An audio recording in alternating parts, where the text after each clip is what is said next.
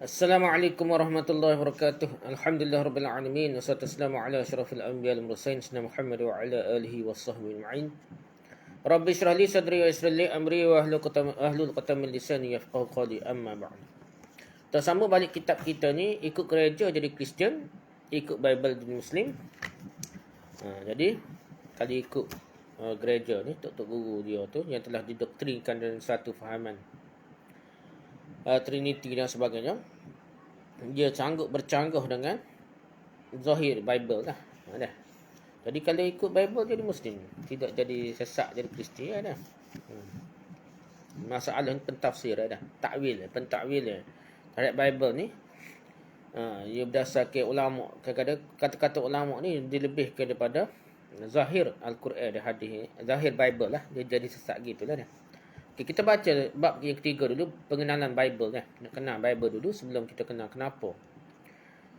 Kenapa boleh jadi ikut Bible boleh jadi masuk Islam. Ikut tok guru gereja ni boleh jadi Kristian dah gitu. Kenapa dah? Okey, kena kenal Bible dulu dah. Okey, pengenalan Bible lah. Agama Kristian mengiktirafkan kitab Injil yang diturunkan kepada Yesus, yakni kepada Nabi Isa AS, sebagai kalam yang suci yang masih relevan untuk digunakan dalam pegangan agama mereka sehinggalah pada hari ini sekalipun. Injil itu merupakan sebahagian kecil di dalam himpunan buku-buku dalam Bible. Bible tu banyak sangat benda lain dah. Injil sikit ya. Old Testament pun Old Testament tu lagi berat, lagi jauh ni. Sikit dah. Perkataan Bible berasal daripada perkataan Greek Biblos.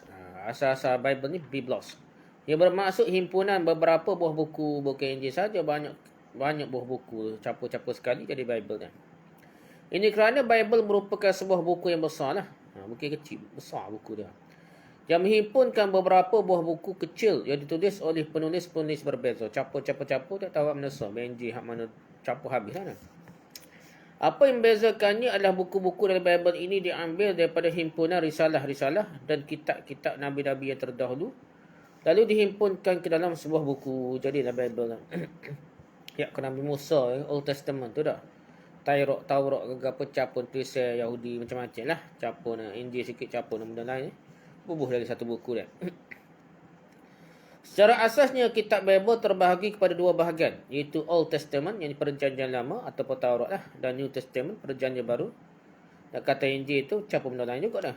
Gitulah dah.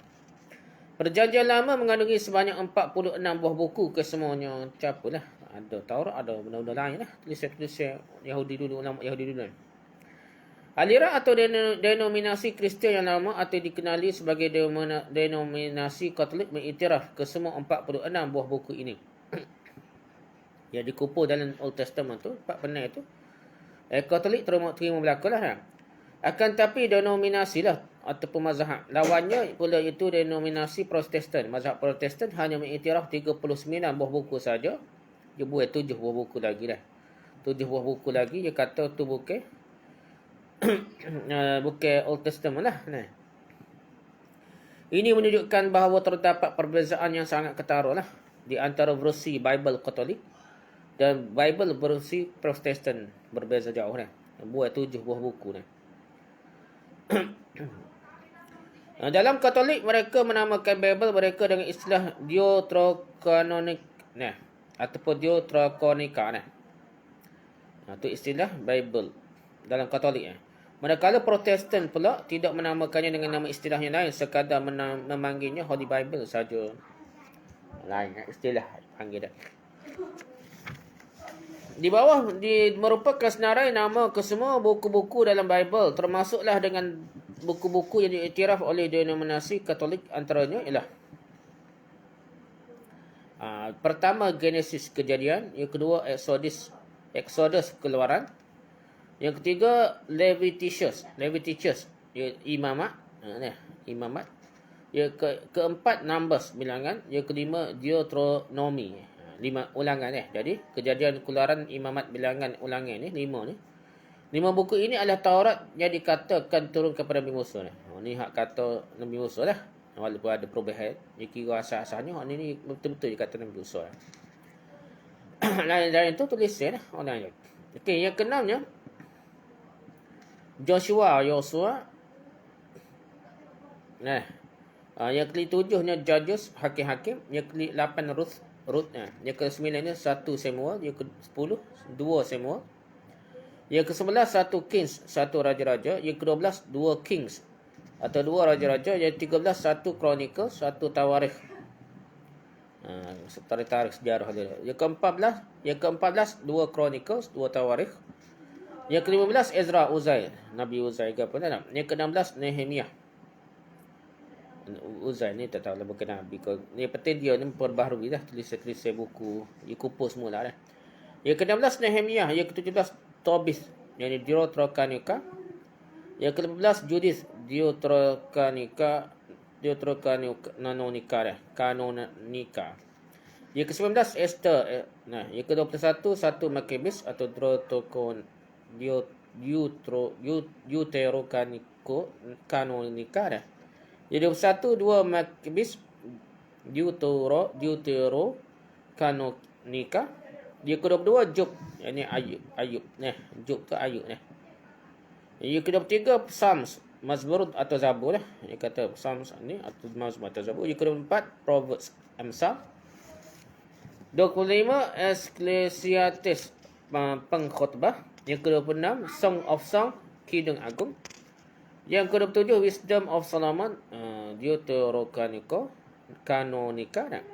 Yang ke-28 Sirach, Deuterocanonica. Yang ke-29 Yesaya dah. Yesaya dah. Yang ke-30 Jeremiah, iaitu Jeremiah. Yang ke-31 Lamentations, ratapan. Yang kedua Baruch, iaitu Deuterocanonica. Yang ke-33 Ezekiel atau Yehezkiel. Yang ke-34 Daniel. Yang ke-35 Hosea. 36 Joel. Yang ke-37 Amos. 38 Obadiah atau 39 Jonah ataupun Yunus. Yang ke-40 Mikah ataupun Mikha. Yang ke-41 Nahum. 42 Habakuk. Yang ke-43 Zephaniah ataupun Zephania. Yang ke-44 Hagai. Yang ke-45 Zekaria ataupun Zakharia, Nabi Zakaria. Yang ke-46 Malachi ataupun Malachi. Kesemua 46 buah buku tersebut adalah terkandung dalam perjanjian lama sahaja dah. 46 ni perjanjian lama saja, Old Testament dah. Ia adalah 46 buah buku terawal di dalam Bible lah. 46 buku terawal dalam Bible. Manakala dalam New Testament, perjanjian baru pula mengandungi 27 buah buku lah, 27 buku dan surat. 27 buku dan surat. Antaranya ni hak Nabi Isa dah, Matthew atau Matthias. Yang keduanya Markus. Yang ketiganya Luke ataupun Lukas. Yang keempatnya John ataupun Yohanes. Jadi 4 buah buku terawal ini adalah sejarah. Dan perkataan-perkataan yang disandarkan kepada kata-kata Yesus dikenali sebagai Injil lah, boleh lah. Ni tapi setengah tu sejarah. Tentang Nabi Isa dah, setengah tu kata-kata Yesus dah. Jadi ni boleh lah kita kata macam Injil dah. Walaupun campur aduk tu biasa dah, banyak dah. Okey, lepas tu yang kelima dah, Sapa ke-27 dah. Okey, 5 Acts Rasul. Ke-6 Roma. Ke-7 1 Corinthians atau 1 Korintus. Yang ke-8 2 Corinthians ataupun 2 Korintus. Yang ke-9 Galatians ataupun Galatia. 10 Ephesus. Yang ke-11 Philippians atau Filipi. Yang ke-12 Colossians atau Colossae. 13 1 Thessalonians ataupun 1 Thessalonica. Yang ke-14 2 Thessalonians ataupun 2 Thessalonica. Yang ke-15 1 Timothy ataupun 1 Timotheus. Yang ke-16 2 Timothy ataupun 2 Timotheus. Yang ke-17 Titus. Yang ke-18 Philemon. Yang ke-19 Hebrews ataupun Hebroni. Yang ke-20 James ataupun Yakobus. Yang ke-1 1 Peter atau 1 Petrus. Yang kedua 2 Peter atau 2 Petrus. Yang ke-23 1 John 1 Yohanes. Yang ke-24 2 John 2 Yohanes. 25 3 John atau 3 Yohanes. 26 Jude ataupun Judas. Yang ke-27 Revelation atau Wahyu. Jadi nombor 5 sampai nombor 27 saat ni, surat-surat ditulis oleh orang-orang yang terkemudian selepas Yesus ni, iaitu Saint Paul, Peter, John, James dan Jude. Ni pendakwah dia dah. Jadi bukan lagi tulisan Nabi, bukan kata-kata Nabi Isa ke, bukan Injil lah, dah jauh dah. Dari senarai 5 hingga 7 kesemua ini adalah surat-surat yang ditulis oleh Saint Paul, Saint Peter, John, James dan Jude. Untuk penyebaran agama Kristian kepada negeri-negeri lain setelah ketiadaan Jesus. Saint Paul adalah watak yang penting lah dalam mengubah doktrin dan ajaran Kristian. Beliau adalah tokoh inovasi lah, tokoh bid'ah lah. Ahli bid'ah lah. Inovasi Kristian yang menyelewengkan dasar-dasar ajaran Jesus. Surat-surat beliau lah juga diabadikan dalam Bible dan ini menampakkan bahawa beliau juga mengiktiraf dirinya sebagai Nabi. Kalau tengok sekali macam dia tu mengaku Nabi. Sebagaimana disenaraikan jumlah buku yang disalah dalam Bible di atas, hendaklah diketahui bahawa denominasi Katolik meletakkan buku bertaraf apokrifa. Apokrifa ni atau apokrif dalam bahasa Yunani bermaksud terselubung, rahsia dan tersembunyi. Jadi masukkan buku yang tidak sahih atau diragukan sumbernya. Jadi apokrifa ni diraguilah. Atau deuterokanonika, iaitu kata deuterokanonika ni berasal di bahasa Greek yang bermaksud termasuk kanon kedua-duanya. Kanon kedua, etimologi kata ini meragukan, namun menunjukkan keraguan dalam penerimaan kitab-kitab tersebut ke dalam kanon oleh setengah pihak. Ragu-ragu juga lah, ada keraguan. Semua hak tadi memang ragu sungguh. Ini ada terima, ada tolak dah. Perlu diperhatikan bahawa istilah tersebut tidak bererti bukan kononik. Sekalipun istilah tersebut kadang-kadang digunakan sebagai eufemisme untuk menyebut kitab-kitab apokrif. Tak apalah dah. Atau deuterokanonika ni sebanyak 7 buah. Jadi apokrifa ni ataupun deuterokanonika ni ialah buku yang diragui dah. Ada 7 buah dia. Buku dalam kitab Bible dalam perjanjian lama khususnya antaranya Tobit, yang pertama Tobit, yang kedua Yudit, yang ketiga 1 Makabe, yang keempat 2 Makabe, yang kelima Wisdom of Solomon, yang keenam Sirah, yang ketujuh Baruch. Jadi 7 buah buku ini terdapat dalam Bible Katolik yang ditolak oleh ni lah Protestan. Dengan penambahan ini jumlah semua Bible mereka Katolik menjadi jumlahnya 73 buah buku semuanya, iaitu 40 campur dengan 27 saja lah. Selain dari dua aliran besar ini, Katolik dan Protestan, mazhab Katolik, mazhab Protestan, di sana ada juga Bible bagi aliran-aliran yang terpisah. Dari kedua denominasi ini, antaranya Bible denominasi Gereja Ortodoks Timur dan Bible denominasi Gereja Tawahedo Ortodoks. Gereja Ortodoks Timur adalah aliran gereja yang muncul akibat dari perpecahan Gereja Empire Rome pada tahun 1054 Masihi, di mana hasil daripada perpecahan tersebut itu telah sama-sama melahirkan aliran gereja Katolik yang telah disebutkan sebelumnya. Jika aliran gereja Katolik diketuai oleh Pope yang merupakan uskup besar Rom di Itali dia. Aliran gereja Ortodoks Timur pula diketuai oleh Patriarch Konstantinopel yang menetap di Istanbul, Turki. Di Istanbul, Turki ni ia dulu KJR Kristian lagi lah, Rom Timur ni. Jadi masa tu tak kalah lagi lah. 400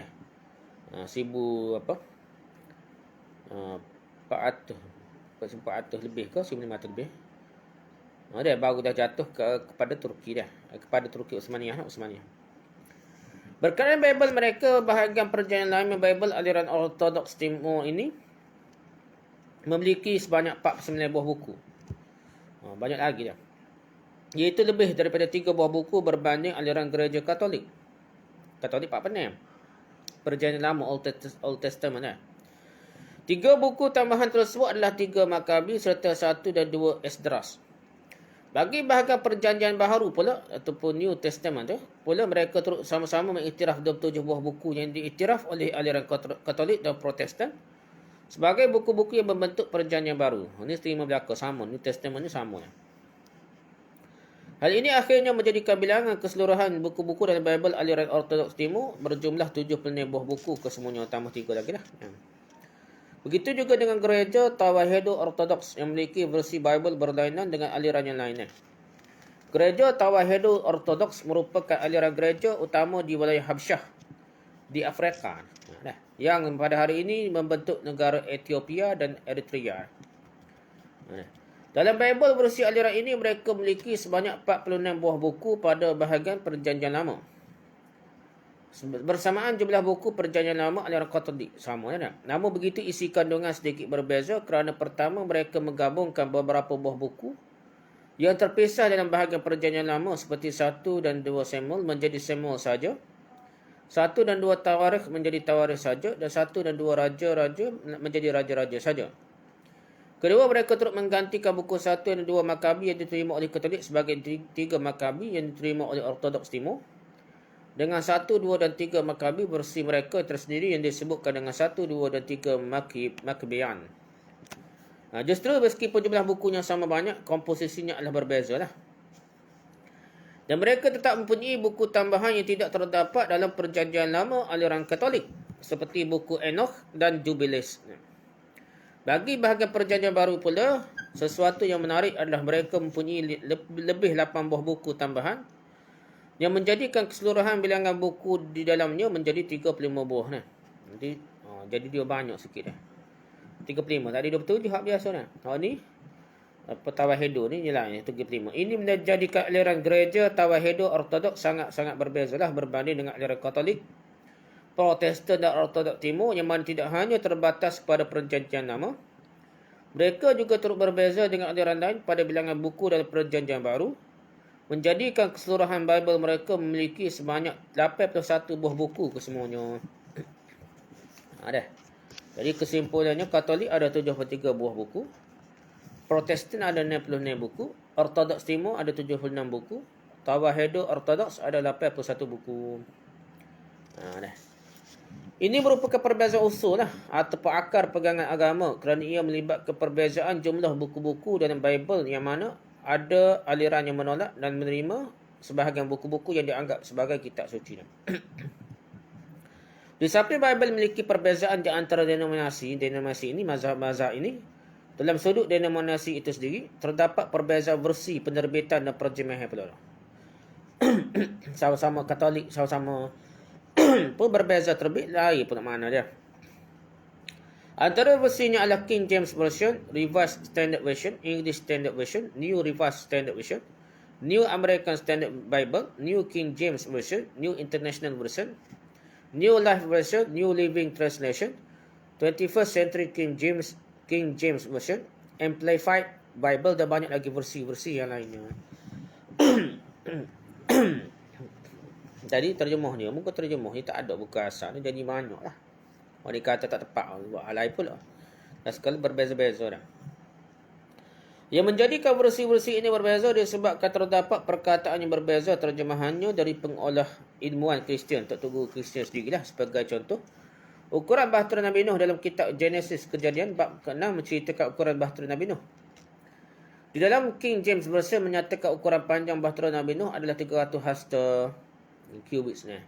Dalam New International Version pula menyatakan panjang bahtera 450 kaki. Kedua-dua versi ini berbicara soal yang sama tapi berlainan terjemahan dan ayatnya. Mereka masing-masing menukar mengikut kehendak dan kesesuaian pemahaman mereka masing-masing. Secara langsung mereka telah menukar ayat-ayat Bible sehingga berbeza-beza antara versi Bible yang berlainan. Berbeza dengan Al-Quran, walaupun Al-Quran memiliki terjemahan yang pelbagai, tetapi teks ayat yang asal dalam bahasa Arab tetap tidak berubah sama sekali dia. Jika Allah SWT menyebut perkataan sittati ayyam, dia bermaksud 6 hari dalam Al-Quran. Tidak ada penterjemah akan mengubahnya dengan nyinuk ikiran lain seperti 144 jam ke menyamai 6 hari ke, tak ada lah. Dia kena terjemah apa, tidak lagi mana. Tambah ada hak bahasa Arab, tidak lagi lah. Ada bahasa Arab yang asal. Perbezaan versi kitab Bible adalah sangat berbeza dengan perbezaan versi terjemahan Al-Quran. Kerana perbezaan versi terjemahan Al-Quran hanyalah melibatkan perbezaan dalam pemilihan kata yang sesuai, dan ia bergantung kepada penterjemah itu sendiri. Manakala perbezaan versi dalam kitab Bible pula melibatkan penambahan serta pengurangan ayat atau teks asal yang difikirkan sesuai oleh golongan agamawan mereka sendiri. Dr. Guru dia, ulama mereka sendiri. Lihat Mukhlisin Purnomo STHMPDI 2012, Sejarah Kitab-Kitab Suci, Forum Yogyakarta, Indonesia, halaman 146. Di bahagian awal Bible pula dimulakan dengan 5 buku pertama, iaitu Kejadian, Keluaran, Imamat, Bilangan dan Ulangan. Dipercayai oleh penganut Kristian ialah Taurat. Adalah Taurat yang diwahyukan kepada Nabi Musa AS. Dia dipanggil Pentateuch atau dalam bahasa Greek Pentateuchus.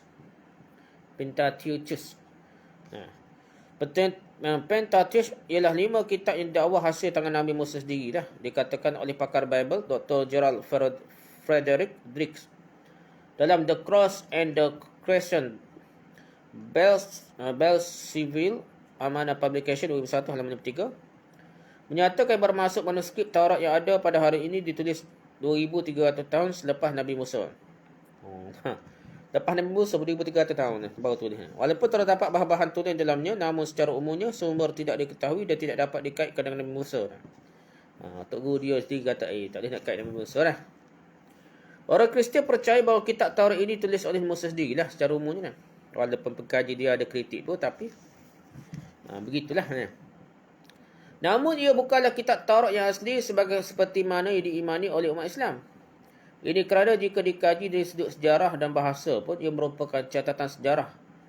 Dia ditulis oleh pihak kedua. Orang lain tulis nak cerita pasal Nabi Musa. Bukan ditulis oleh Nabi Musa sendiri. Rujuklah Jeffrey T.K. JPS Torah Commentary and Deuteronomy halaman 52 dipetik dalam Judaism Facts. Okay. Sebagaimana dinyatakan, 5 kitab terawal dalam Perjanjian Lama itu adalah berkaitan dengan Nabi Musa. Manakala 4 buku pertama dalam Perjanjian Baru pula dikaitkan dengan persejarahan Nabi Isa. 4 buah kitab kecil itu adalah Matius, Markus, Lukas dan Yohanes. Keempat-empat ini dinamakan sebagai Gospel Kanonik, iaitu kitab yang mencatat perjalanan hidup Nabi Isa AS. Dalam gambar dia tunjuklah bahagian perantaraan antara Perjanjian Baru dan Perjanjian Lama yang ada tengah ni. Dalam kitab Bible, manakala kitab Matius adalah kitab pertama dalam Perjanjian Baru. Jadi nampak beza dia Matius. Matius tu kalau ada dalam Bible ada Matius, masuk tu New Testament lah. Perjanjian Baru kan. Perjanjian Lama yang asal dipercayai telah direkodkan menggunakan bahasa Ibrani. Manakala Perjanjian Baru pula dipercayai telah direkodkan menggunakan bahasa Greek. Bukan Nabi. Bahasa Ibrani pun lain dah sikit dah. Bahasa Greek lagi lain, lagi jauh dah. Ada yang sajarana berpandangan dalam bahasa Aramik. Sebenarnya dah. Kemudiannya itulah diterjemahkan kepada pelbagai bahasa dari seluruh dunia, termasuklah bahasa Inggeris, bahasa Melayu, bahasa Indonesia dan bahasa Arab. Bahasa Arab pada Bible ni. Mereka tidak berpegang kepada konsep verbal revelation, wahyu secara harfiah atau perkataan demi perkataan. Seperti mana yang umat Islam percaya terhadap Al-Quran ni mutawatir lafziyah dah. Lafaz pun mutawatir dia. Orang sebut dalam ilmu qiraat tu, tambah-tambah qiraat syazah ke qiraat tak syazah pun. Hak sebut mutawatir, qiraat mutawatir, betul-betul mutawatir. Dia mutawatir sungguhnya adalah bukan qiraat tu apa yang tertulis dalam Quran dah. Waktu kita tak boleh dok. Ojaklah cara baca kita baca ni tak boleh melawan tu yang mutawatir sungguh dah. Jadi Al-Quran ni secara lafaz pun tak boleh hubung sikit abu dah. Bagi umat Islam, wahyu diturunkan oleh Allah SWT melalui perantaraan malaikat Jibril dalam bahasa Arab kepada Nabi Muhammad SAW tidak akan berubah isi kandungannya maupun struktur ayatnya, walaupun satu huruf tak berubah sehingga hari kiamat tak berubah dah. Perbezaan akan wujud hanya dalam terjemahan semata-mata. Namun bagi golongan Kristian, mereka percayai bahawa Roh Kudus dipercayai sebagai elemen ketiga dalam konsep Trinity. Selain Tuhan Bapa dan Yesus telah memberikan ilham kepada individu-individu tertentu untuk menulis wahyu yang hendak disampaikan berdasarkan kefahaman masing-masing. Ada wahyu pula dah. Nak terjemahannya, orang penterjemah tu ada wahyu dia. Dia percayalah, dia terjemah ngarut konsep dah. Dah. Sebab dia Tok Guru tu ada wahyu, kata dah. Maka di atas dasar kepercayaan di tokoh tambah yang tidak diajarkan oleh para rasul terdahulu menyebabkan wujudlah pelbagai pentafsiran. Kononnya dibimbing oleh Roh Kudus yang akhirnya penafsiran itu berlawanan dengan arahan dan syariat yang terdapat dalam Bible itu sendiri yang asal dah. Jadi berubah dah. Tokoh tambah jadi mudah lah. Kerana percaya Tok Guru ni tak akan buat silap dah. Sehubungan itu konsep buku ini adalah ingin menceritakan sisa-sisa syariat yang ada dalam Bible bersamaan dengan syariat yang ada dalam Al-Quran. konsep buku ni nak cerita ni. Dengan membandingkan kedua-dua ini, maka akan terselahlah kronologi syariat Islam yang telah dibawa oleh Nabi-Nabi terdahulu yang diimani oleh penganut Kristian. Kita tengok benda hak sama. Ada banyak tokoh tambah tu, ada lagi hak betul dah. Perbincangan tidak terhenti di situ saja, akan diperpanjangkan lagi dari sudut hikmah dan pengamalan antara penganut Islam dan Kristian dalam menjunjung syariat. Ya, asalah hak betul dah. Itu bab yang ketiga, itu bab pengenalan Bible. Okey, pengenalan Al-Quran pula dah.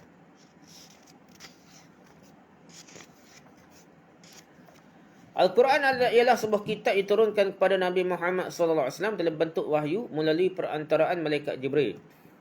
Sesuai ramalan yang telah dikemukakan oleh di dalam Bible akan kehadiran Rasul akhir zaman di Jazirah Arab. Di Jazirah Arab tu, di Mekah tu, Paran, dipanggil Paran. Jadi, ada sungguh dah. Wahyu yang turunkan pada Nabi Muhammad itu mengandungi prinsip perundangan, peradaban, petunjuk serta panduan kepada umat manusia dan segala bentuk makhluk di dunia hinggalah ke hari kiamat nanti dia. Al-Quran juga merupakan kitab samawi, kitab daripada langit lah. Yang terakhir ya Allah turunkan kepada umat manusia di bumi ini. Taurat adalah nama khas kitab samawi yang diturunkan pada Nabi Musa. Dan Injil pula ada nama khas bagi kitab yang diturunkan pada Nabi Isa. Al-Quran pula dikhususkan sebagai nama bagi kitab yang diturunkan kepada Muhammad SAW. Al-Quran mengandungi 114 surah kesemuanya. Pertama, surah Al-Fatihah, pembukaan. Yang kedua, surah Al-Baqarah, sapi betina. Surah yang ketiga, surah Ali Imran, keluarga Imran. Yang keempat, surah An-Nisa, wanita. Yang kelima, surah Al-Ma'idah, hidangan. Yang keenam, surah Al-An'am, binatang ternakan. Yang ketujuh, surah Al-A'raf, tempat tinggi. Yang ke-8, surah Al-Anfal, rampasan perang. Yang ke-9, surah At-Taubah, taubat lah. Yang ke-10, surah Yunus, Nabi Yunus AS. Yang ke-11, surah Hud, Nabi Hud AS. Yang ke-12, surah Yusuf, Nabi Yusuf AS. Yang ke-13, surah Ar-Ra'd, Guruh. Yang ke-14, surah Ibrahim, Nabi Ibrahim AS. Yang ke-15, surah Al-Hijr, kawasan berbatu hijrah. Yang ke-16, surah An-Nahl, lebah. An-Nahl, lebah. Yang ke-17, surah Al-Isra, perjalanan malam. Yang ke-18, surah Al-Kahfi, gua. Yang ke-19, surah Maryam, Siti Maryam. Yang ke-20, surah Taha. Yang ke-21, surah Anbiya, para nabi. Yang ke-22, surah Al-Hajj, haji. Yang ke-23, surah Al-Mu'minun, golongan yang beriman. Yang ke-24, surah An-Nur, cahaya. 25, surah Al-Furqan, pembeza kebenaran dan kebatilan. 26, surah Asy-Syu'ara, iaitu para penyair. Yang ke-27, surah An-Naml, semut. 28, surah Al-Qasas, cerita-cerita. 29, surah An-Kabut, laba-laba. 30, surah Ar-Rum, masyarakat Rum. 31, surah Luqman. 32, surah As-Sajadah, sujud. 33, surah Al-Ahzab, golongan yang bersekutu. 34, surah Sabak, kaum Sabak. 35, surah Fatir, pencipta. 36, surah Yasin. 37, surah As-Saffat, yang berbaris dengan teratur. 38, surah Sad. 39, surah Az-Zumar, rombongan. 40, surah Al-Mu'min, orang yang beriman. 41, surah Fussilat. Surah Fussilat dijelaskan. 42, surah Asy-Syura, permusyawaratan. 43, surah Az-Zukhruf, perhiasan emas. Perhiasan emas. Zukhruf. 44, surah Ad-Dukhan, kabut atau asap. 45, surah Al-Jasiyah, yang berlutut. 46, surah Al-Ahqaf, bukit-bukit pasir. 47, surah Muhammad, Nabi Muhammad SAW. Ya, 48, surah Al-Fatah, kemenangan. 49, surah Al-Hujurat, bilik-bilik. 50, surah Qaf. 51, surah Az-Zariyat, angin yang menerbangkan. 52, surah At-Tur, gunung. 53, surah An-Najm, bintang. 54, surah Al-Qamar, bulan. 55, surah Ar-Rahman, yang maha pemurah. Dan 56, surah Al-Waqi'ah, peristiwa yang tidak dapat dielakkan. 57, surah Al-Hadid, besi. 58, surah Al-Mujadilah, perempuan yang merayu. 59, surah Al-Hasyr, pengusiran. 60, surah Al-Mumtahanah, perempuan yang diuji. 61, surah As-Saf, barisan. 62, surah Al-Jumu'ah, hari Jumaat. 63, surah Al-Munafiqun, golongan munafik. 64, surah At-Taghabun, saling untung dan rugi. 65, surah At-Talaq, cerai. 66, surah At-Tahrim, mengharamkan. 67, surah Al-Mulk, kerajaan. 68, surah Al-Qalam, pen. 69, surah Al-Haqqah, keadaan yang sebenar. Yang ke-70 surah Al-Ma'arij, tempat-tempat naik. Yang ke-71 surah Nuh, Nabi Nuh AS. 72 surah Al-Jin, surah Jinnah. 73 surah Al-Muzammil yang berselimut. Yang ke-74 surah Al-Mudaththir yang berselimut juga dah.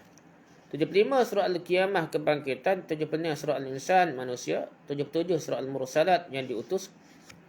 78 surah An-Naba, berita besar. 79 surah An-Nazi'at yang mencabut. 80 surah Abasa, dia bermasa muka. 81 surah At-Takwir, menggulung. 82 surah Al-Fitar, pecah belah. 83 surah Al-Mutaffifin, golongan yang curang. 84 surah Al-Insyiqaq, terbelah. 85 surah Al-Buruj, gugusan bintang. 86 surah At-Tariq, penghujung malam. 87 surah Al-A'la, yang tertinggi.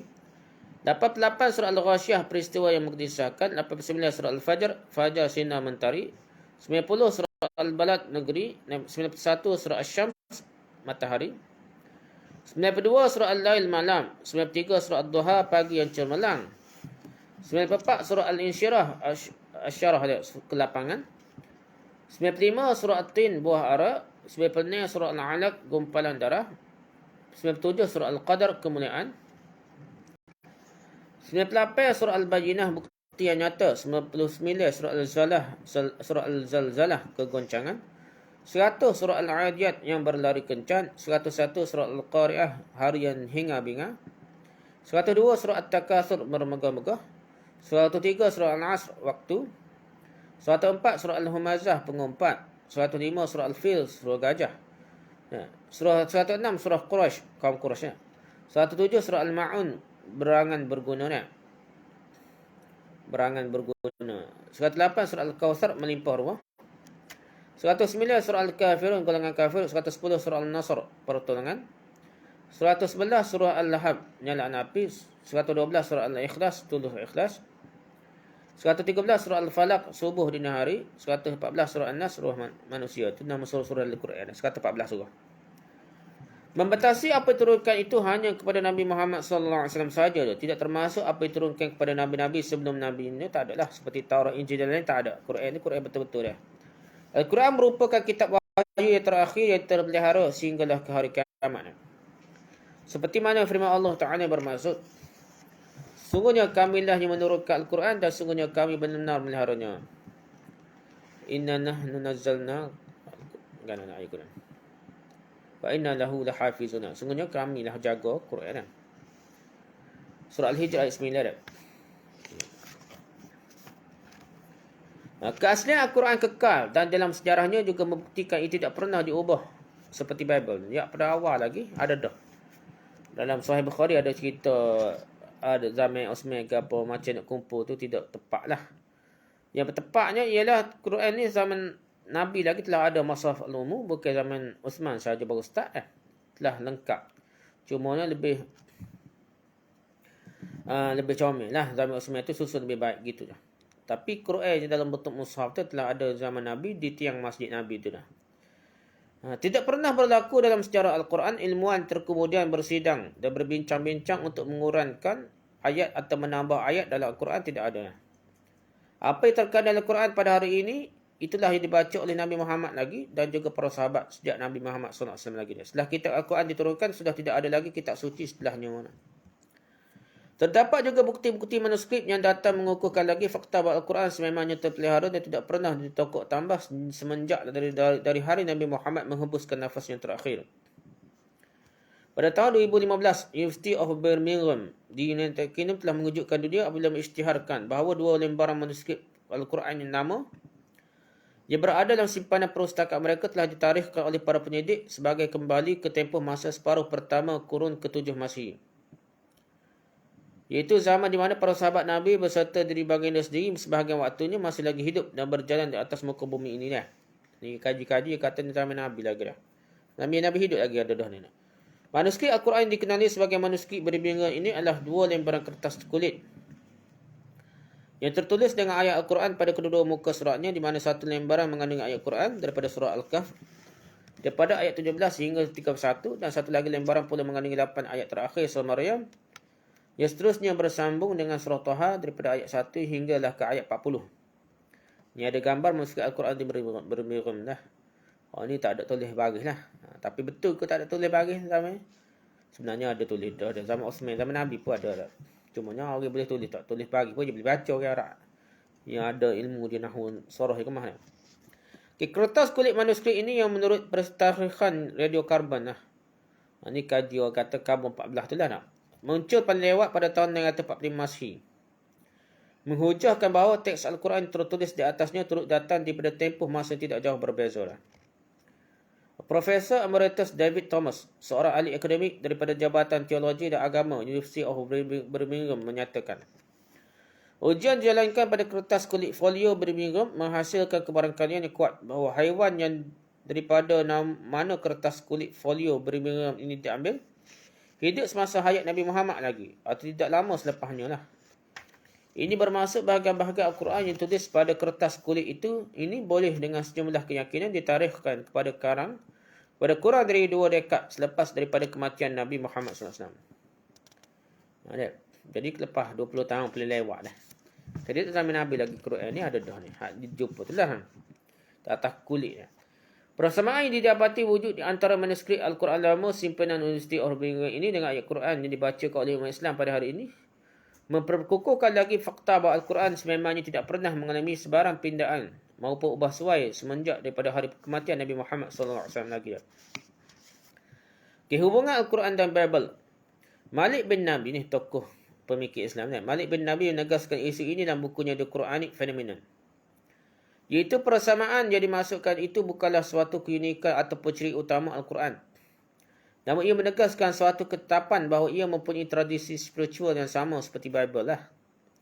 Ada benda yang sama lah tak? Di samping itu dia juga dengan nyata mengiktirafkan perhubungan antara Al-Quran dengan kitab-kitab yang terdahulu. Antaranya firman Allah dalam Al-Quran yang bermaksud, tidaklah mungkin Al-Quran ini dibuat oleh selain Allah. Akan tetapi Al-Quran itu membenarkan kitab-kitab yang sebelumnya dan menjelaskan hukum-hukum yang telah ditetapkannya, yakni menjelaskan satu persatu hukum syarak yang ditetapkan.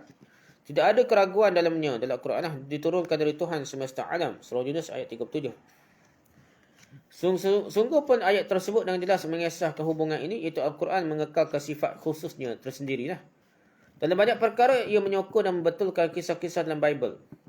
Meskipun zahirnya mempamerkan persamaan dan perhubungannya dengan kitab-kitab terdahulu, Al-Quran memiliki konsistensinya tersendiri, terutama tentang tauhid. Lebih jelas lah Quran lebih jelas tentang tauhid.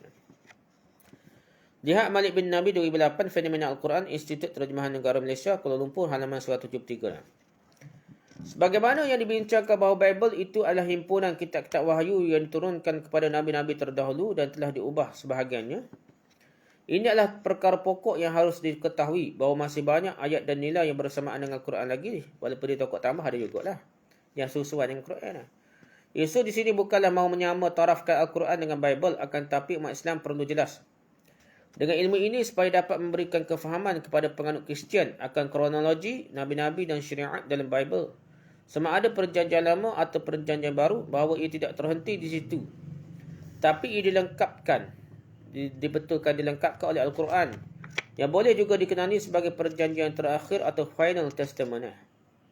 Suka dirujuk ayat ini bagi merenungi ayat Allah SWT yang bermaksud, dia menurunkan Alkitab Al-Quran kepadamu dengan sebenarnya, membenarkan, yakni menjernihkan kitab yang telah diturunkan sebelumnya dan menurunkan Taurat dan Injil. Surah Al-Imran ayat 3 lah.